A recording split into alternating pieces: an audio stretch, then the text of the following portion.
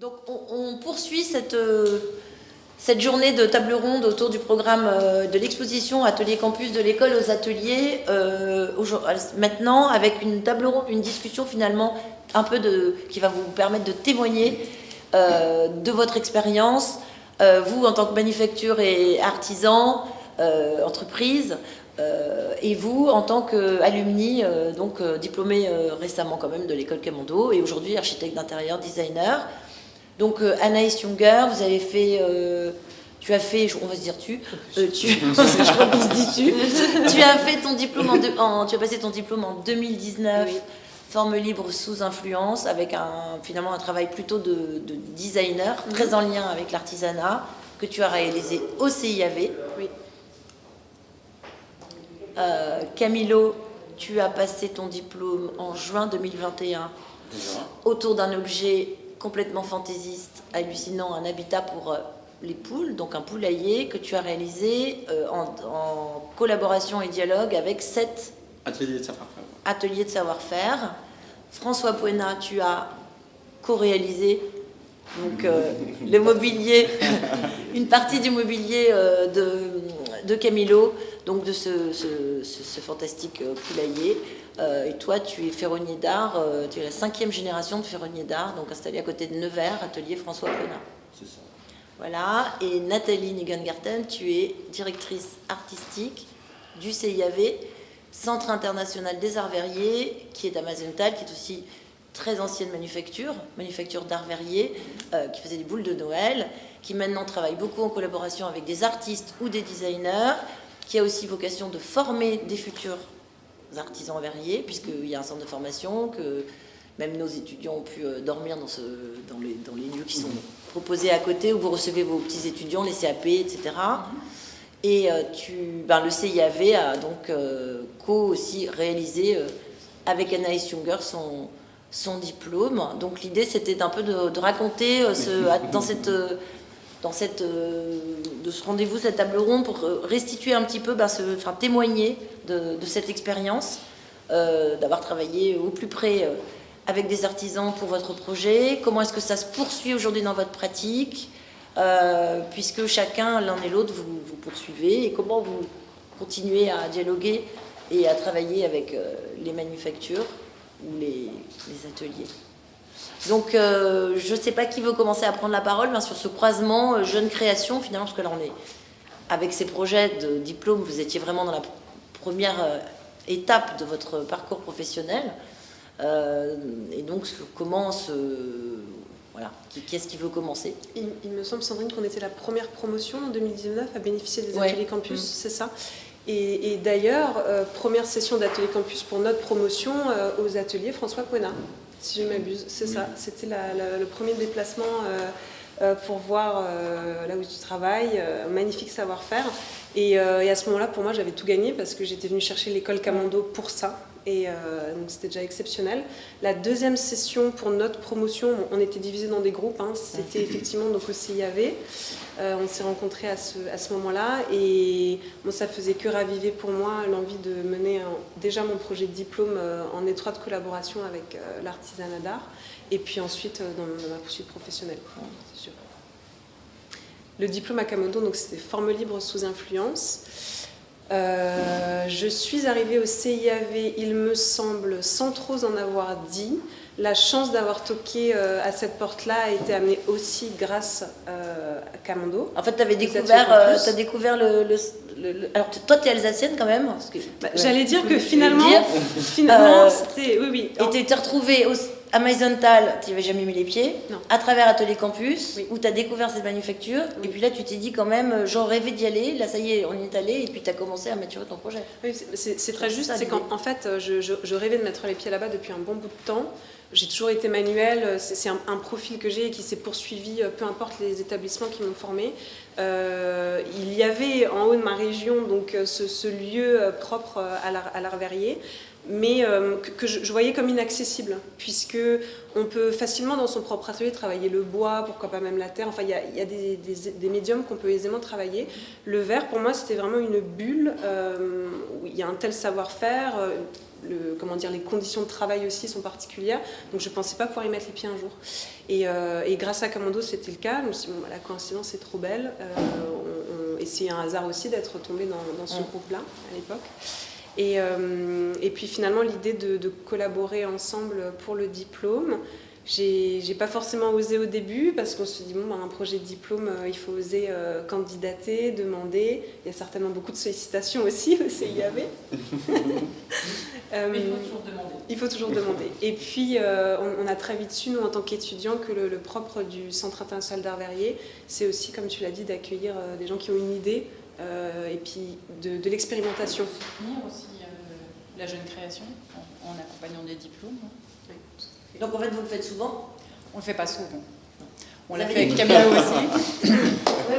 Oui, on le fait pas souvent parce qu'on a beaucoup d'autres choses, mais c'est vrai qu'on essaie chaque année d'accompagner 2 diplômants sur leur projet. Et il se trouve que c'était Anaïs, entre autres, 2019, Camilo l'année dernière. Et oui, voilà. Vous avez déjà votre poulain?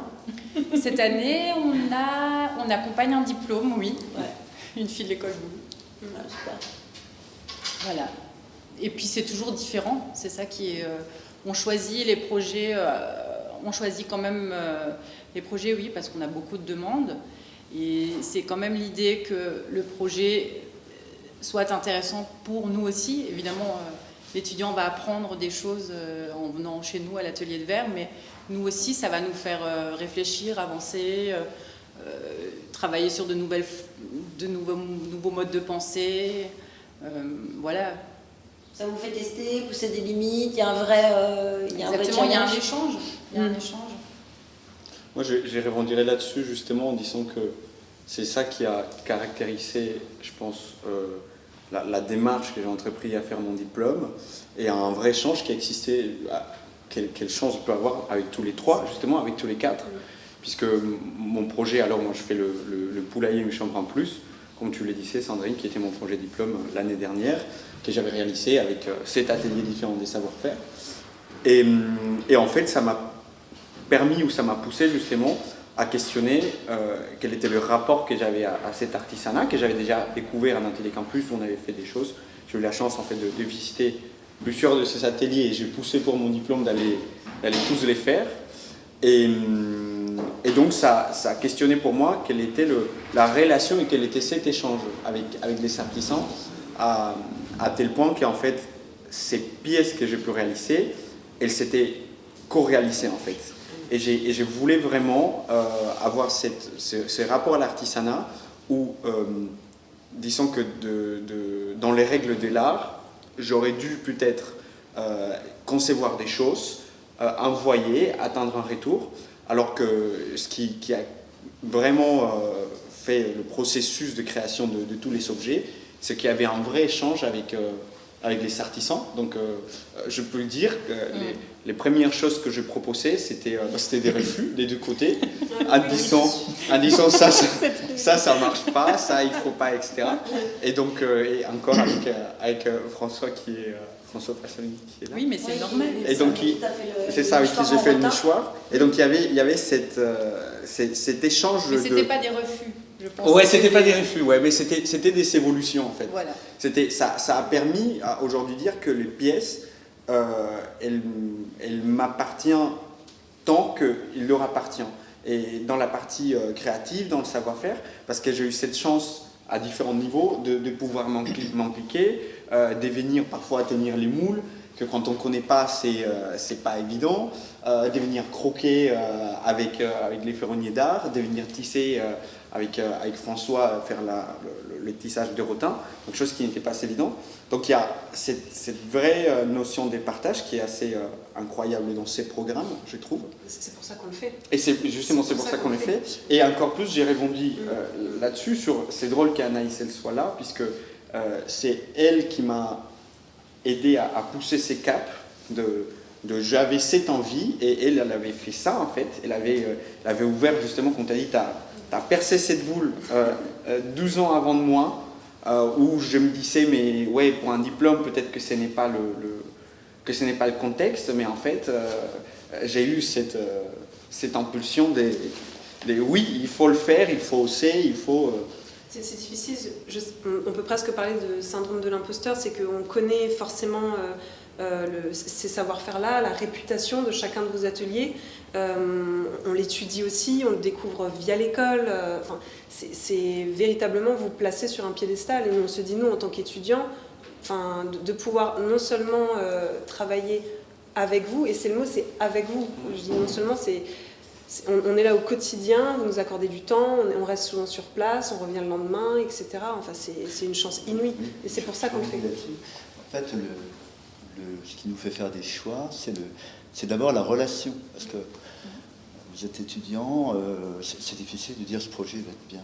Oui, on ne sait pas au début. On ne sait pas, et puis nous, on n'est pas au départ designer, donc on peut pas... On a notre sensibilité, notre perception des choses. Mais ce qui est intéressant à la réussite, finalement, c'est les échanges, la relation, qui ne sont pas d'ailleurs tout le temps faciles. Hein. On a eu des moments où il fallait prendre des décisions. Et il y a forcément... Mais c'est bien, parce que c'est la réalité des relations qu'on a avec les designers dans le travail. C'est-à-dire que on fait des confrontations et c'est des compromis des deux côtés, et c'est une confiance, et c'est à partir de ces compromis, de cette confiance, qu'on arrive à sortir on essaie de sortir des beaux objets. Et donc ces échanges et cette relation, c'est vraiment le point de départ pour travailler. Et c'est la chance justement de ce programme qui est incroyable, hein. Je pense qu'on l'a dit 10 000 fois, mais peut-être que c'est quand on sort de l'école qu'on prend du recul, qu'on se dit, mais dans 5 ans, j'en ai fait 10 ateliers, des gens qui m'ont ouvert leurs portes, qui ont pris, puisqu'il y a aussi cette notion des transmissions, que vous savez, puisque les ateliers, il y en a certainement des milliers, mais il n'y a pas tous qui sont prêts à vraiment transmettre, à avoir cet échange, à montrer, à prendre de votre temps qui est si précieux. Et je pense que la part merveilleuse du programme Atelier Campus, c'est justement ça, de nous aider à venir. Je dis à chaque fois, hein, on ne nous pousse pas à l'intérieur, mais on nous ouvre les portes, on nous donne les clés pour savoir si on franchit le cap, parce qu'on ne pourrait pas. Si on a envie. Hein, si on a envie, on pourrait peut-être pas l'avoir. Ça marche quand même. Et après on va parler plus précisément peut-être de vos projets, mais comment est-ce que ça perdure, ça continue aujourd'hui dans votre pratique ? Par exemple, est-ce que toi, tu as plus envie quand tu fais un projet, je ne sais pas sur quel projet tu travailles en tant qu'architecte d'intérieur, mais si tu fais un résidentiel, un appartement, est-ce que tu as envie de proposer des pièces issues de l'artisanat que tu pourrais redessiner, dessiner, travailler, réaliser avec des artisans, ou est-ce que... Il y a 2 axes que je ne pensais pas se voir croiser un jour. C'est que le premier a été que le diplôme étant exposé à Camondo pour le passage du jury et puis la finalisation du processus et de la diplomation de l'école, a été catapulté très vite d'événements en exposition, en galerie et puis versus d'autres événements. Il a continué à voyager, on a continué à faire des pièces ensemble, etc. Et j'avais complètement dissocié cette collection-là et cette casquette de designer, presque artiste-auteur-designer, de mon activité d'architecte d'intérieur, tout en sachant que, évidemment, qu'en tant qu'architecte d'intérieur, ce qui me tient à cœur, et ce n'est pas le cas de tous, on a chacun des profils différents, c'est de travailler ou de permettre cette collaboration avec l'artisanat. Se dire chaque projet de rénovation intérieure et d'aménagement est le prétexte à faire travailler tel et tel corps de métier, à faire parler telle et telle matière aussi. Ce que je n'avais pas senti venir, c'est le fait que cette collection évoluant d'exposition en exposition allait croiser forcément aussi des particuliers et des professionnels qui, par le biais de cet objet ou de cette pièce, qui a une fonction ou pas, hein, ça peut être juste une pièce comme un élément décoratif, allait vouloir commander ces pièces-là ou vouloir détourner le projet ou le faire évoluer pour, par exemple, des luminaires en restauration, pour une pièce unique en centre de table chez un particulier. Donc c'est de voir qu'en fait, ça n'allait pas me desservir. J'étais au début en tout cas naïvement mais intimement convaincue que cet axe artistique, quand on allait moi vouloir promouvoir mon activité indépendante d'architecte d'intérieur, si on allait faire, aujourd'hui tout est numérique, hein, donc on fait quelques recherches sur internet, quel est son parcours, on allait trouver des projets très manuels, très artisanales, des projets artistiques et de design, et donc je doutais que le public, les potentiels clients allaient pouvoir faire la relation en disant ok, c'est une professionnelle aussi en tant qu'architecte d'intérieur efficace. En réalité, le croisement se fait.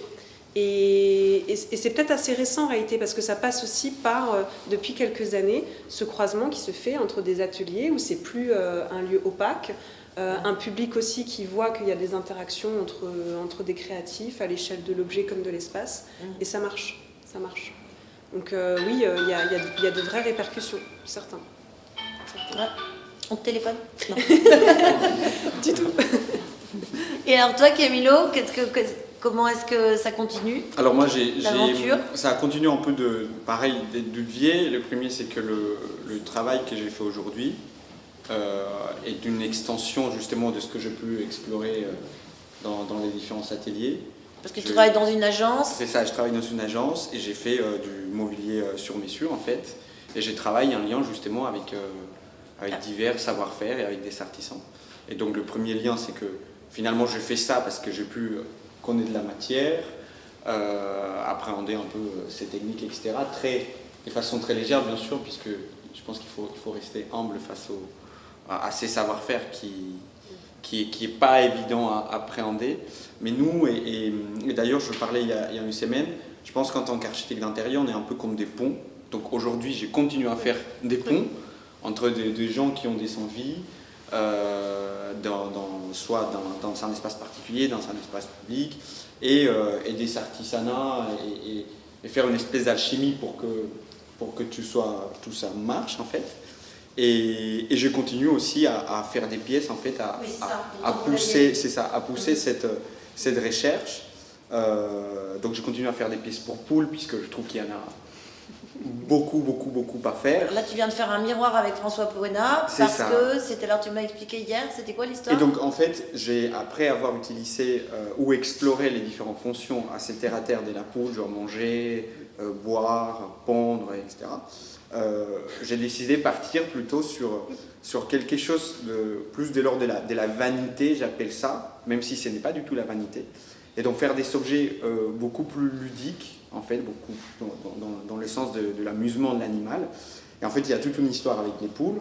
On dit que quand elles ne pondent plus, on les met en miroir des vents, et 24 heures après, elles vont pondre. Et en fait, c'est un truc complètement vrai. Il y en a des milliers de personnes qui l'ont essayé. Donc on s'est lancé avec François justement avec une micro-collection de miroirs pour poules. Donc justement, toujours avec cette sens de mettre au service de cet animal tout ce qu'on pourrait mettre au service de l'homme. Mais pas que avec le poulailler, mais justement on en discutait aujourd'hui. Je pense que le passage et la façon dont ça peut vraiment nous marquer quand on a la chance de faire partie de ces programmes, c'est qu'on ne peut pas voir les choses autrement en fait. C'est difficile de revenir dans un angle qui soit désintéressé, soit détaché de ce qui va être la production, la réalisation, puisque forcément, je pense que connaître un peu tout ce qu'on ne peut pas faire, si je fais de grosses lignes, c'est une liberté. C'est une liberté. Et même, on peut pousser, en fait, quand je dis qu'il y a des choses qu'on ne peut pas faire, je pense qu'il n'y a pas des impossibles. Mais c'est vraiment connaître je pense que chaque matière, c'est pas rond, en fait. C'est pas une sphère, si je peux les décrire. Il y a des bosses, il y a des choses qui viennent, qui vont. Donc on peut, une fois, on a vraiment, je ne vais pas dire tout exploré, mais on a été face à ce savoir-faire, à ces matières. On peut plus facilement venir créer, on est beaucoup plus libre. Donc aujourd'hui, dans ma pratique, soit dans ma pratique personnelle, soit chez KO où je collabore, professionnel. Enfin, les deux sont professionnels, oui, les deux sont professionnels. Mais ma pratique qui est en collaboration avec un grand studio et ma recherche personnelle, en fait, c'est très difficile de tous les deux les voir autrement. je dirais qu'il n'y a que ça. Et même quand on rencontre des savoir-faire si extraordinaires, on a la chance en France d'avoir des savoir-faire, je pense qu'il y en a partout, mais qui sont mis en valeur. Ça, c'est une autre chose, puisque ailleurs, il y a des savoir-faire, mais ce n'est pas des artisanats. Je veux dire un truc un peu fort, mais souvent, c'est des ouvriers plutôt. C'est-à-dire qu'il n'y a pas cet échange, cette écoute, alors que des programmes comme Atelier Campus permettent de revaloriser ces savoir-faire et les met...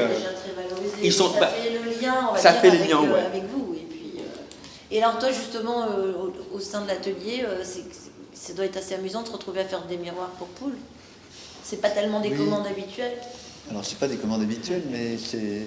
Ou des développements habituels, peut-être. Oui, mais c'est surtout ce qui est intéressant, c'est cette expérimentation et cette relation avec le designer que l'on n'a peut-être pas moins en tout cas dans un cadre professionnel, parce que rien ne nous arrête dans nos échanges.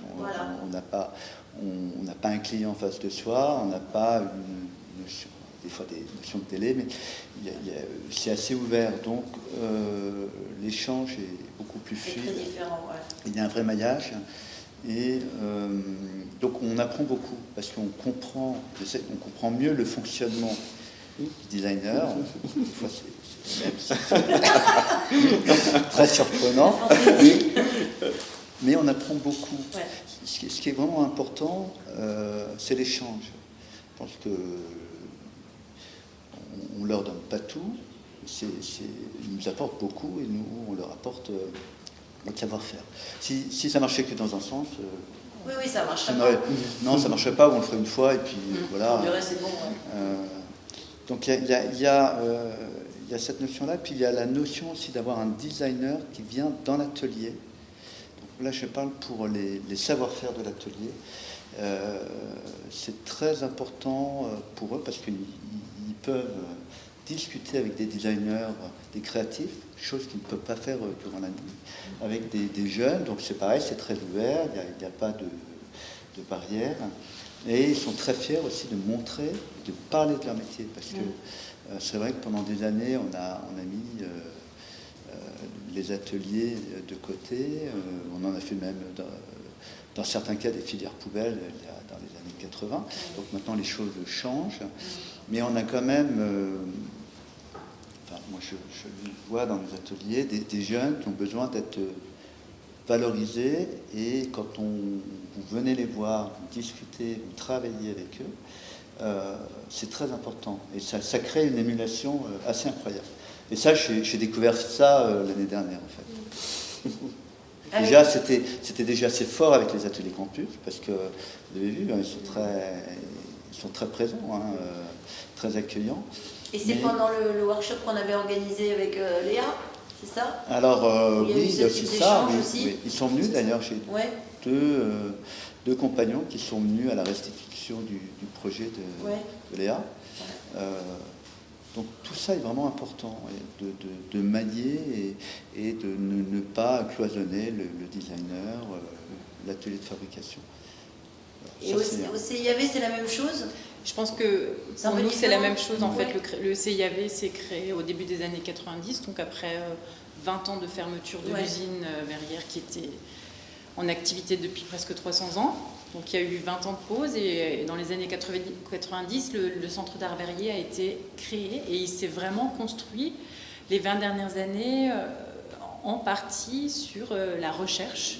Et la recherche, elle peut se faire en croisant notre savoir-faire verrier, justement, et des regards extérieurs qui viennent ici et qui remettent en question, qui challenge le savoir-faire des verriers, etc. Donc beaucoup de workshops d'étudiants qu'on continue à perpétrer aujourd'hui. Des résidences de designers. Des résidences de designers, d'artistes, etc. Et voilà, et Camilo parlait de la limite de la matière. Et c'est vrai que très rapidement, quand on reçoit un créatif, on se rend compte que ce sont les limites, en quelque sorte, qui vont façonner le projet ou réorienter le projet. Donc chez nous, il y a quelque chose d'important, c'est notre moulothèque, c'est-à-dire qu'on a à peu près un peu plus de 1500 moules qu'on a récupérés dans des verreries qui ont fermé au fur et à mesure des années, qu'on a inventarisés, qui sont consultables en ligne. On a une moulothèque en ligne, et je parle de la moulothèque parce que on a souvent recours aux moules en réalité. Camilo est venu avec son projet, il voulait faire une pièce d'1,20 m. On lui a dit ok, tu peux faire une pièce d'1,20 m, mais il faut que tu fasses 4 pièces ou 5 pièces entre 25 et 35 cm. Voilà, donc on trouvera un truc. Finalement, on ne l'a pas fait parce que ça aurait été quand même compliqué, trop compliqué. Tout ça pour dire d'un moule. Donc il a choisi plusieurs moules et on a réalisé les pièces. Anaïs aussi, alors tu n'as pas utilisé de moule de la moulothèque de Meisenthal, mais tu as travaillé sur cette notion de moule aussi qui... Oui, alors elle a déplacé des matrices métalliques qui viennent de l'industrie de plasturgie et avec lesquelles tu es arrivée dans ta brouette, je ne sais pas comment tu as fait. On a toujours avec les moyens du bord, oui. Ça a été déjà un véritable challenge d'avoir accès à cet outillage-là. Ouais. Pour le coup, là, il y a vraiment une scission entre le milieu industriel de l'ultra-industrie, automatisation, robotisation, etc., et puis le milieu de la manufacture. Ouais. Où il a fallu quasiment 6 mois, 1 an pour pouvoir franchir une porte. Et puis finalement, après avoir contacté et essuyé 1000 refus, il a suffi d'une personne qui, certes, m'a prise pour une folle, mais m'a dit « Ok, on va essayer de comprendre ce que vous cherchez à faire. » Et puis de prélever effectivement ces gros blocs d'acier qui normalement sont condamnés toute leur vie à débiter des millions d'exemplaires d'objets en plastique, tout ce qu'on a en main tous les jours, que ce soit de l'injection, de l'extrusion soufflage, peu importe, et de se dire ces outils, comme si c'était une personnification, on va les emmener dans un tout autre atelier, on va essayer de leur donner un autre rôle. On était sur scène, au théâtre, on se dit ils vont jouer un autre rôle. Et l'accueil n'a pas été évident tout de suite, dans le sens où effectivement, je suis arrivée avec les moyens du bord à l'arrière de la voiture. On a déchargé sous la pluie à 3 ou 4 personnes, ça pesait extrêmement lourd. Et puis arrivé à l'atelier, pour 2 raisons, tout le monde était autour interloqué de dire... alors des moules, on en a plein chez nous, donc pourquoi on a porté d'autres? On en a 1500. Voilà. Et puis surtout, tout de suite, ça je l'ai particulièrement apprécié, la remarque finalement d'un des verriers, de dire on ne peut pas les utiliser. On ne peut pas les utiliser puisque on ne peut pas souffler à l'intérieur, notre canne ne rentre pas, la matière ne va pas s'y contraindre, ça n'obéit pas de la même manière que le plastique, évidemment. Et c'était finalement le point de départ pour créer, puisque à partir du moment où on ne pouvait pas avoir le même geste traditionnel que dans vos moules, on allait essayer de faire différemment. Et c'est là qu'il y a toute une collection qui est née, mais on ne savait absolument pas d'avance la forme des pièces. C'était toute l'idée du projet et, comme le disait Camille tout à l'heure, de l'échange et de la collaboration. On utilisait un morceau de ces matrices métalliques. Voilà, et le reste était complètement le souffle libre de l'artisan, de la façon dont il voulait prendre une empreinte dessus pour marquer l'âme d'un objet, un coin, parfois à l'intérieur ou pas. Et puis quand on avait le sentiment d'avoir fait le tour de cette pièce-là, on passait à une autre et on réinventait la manière de faire à chaque fois. C'est passé par beaucoup d'échecs aussi, c'est normal, et puis et c'est même important. Et c'est un travail qui est développé avec un artisan ou 2, ou enfin c'est toujours été le même? Alors, principalement Jean-Marc. Après, évidemment, Mo était là aussi. Donc, 1 à 2 personnes. Et surtout, à la fin, ça a été plutôt dans la 2e édition de nouvelles collections qu'on a sorties dans la suite, où, en apprenant finalement de cette première version, 2 ans après, je suis revenue toquer à leur porte pour sortir des pièces en couleur qu'on voit dans l'exposition. Et notamment, à la fin de cette session, l'expérimentation de venir en duo, souffler 2 bulles de verre qui allaient fusionner à moitié à l'intérieur, à l'extérieur, en tout cas à cheval sur un moule, pour venir et prendre l'empreinte du moule et en même temps prendre l'empreinte des 2 souffles simultanés.